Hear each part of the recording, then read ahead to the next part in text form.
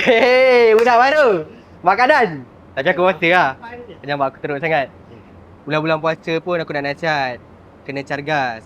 Still kau kena make sure sale tinggi. Aku tak nak sale rendah. Faham tak? Okay, faham. Faham Walaupun kau tak handsome, tapi aku tahu make sure customer beli.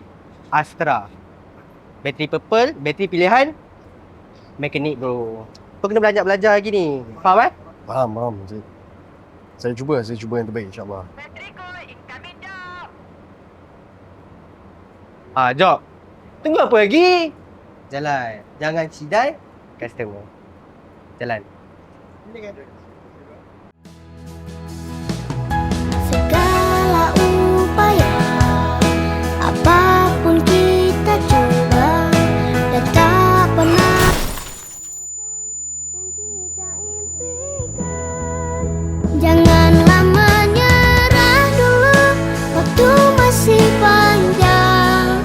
Ingat doa kita selalu, yang tak pernah usah. Kita usahakan lagi sayang.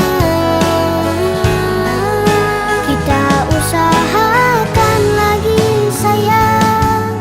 Yakin waktunya akan datang. Ya, Bang Ai.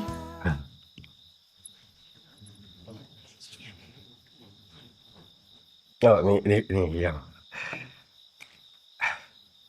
Alhamdulillah kita ada rezeki lebih sikit yang ni tak ada banyak pun, tapi yalah boleh lah buat tambah-tambah barang-barang raya kan.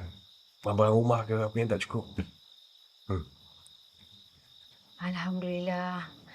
Dapatlah kita balik kampung pakai baju baru nanti. Terima kasih, Abang. Yang pasal balik raya tu nanti kita bincang dulu .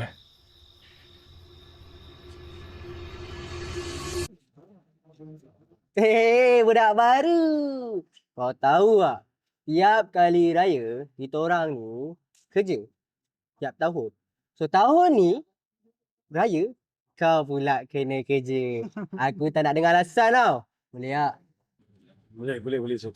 Kau ingat, raya tak ada kereta yang kau.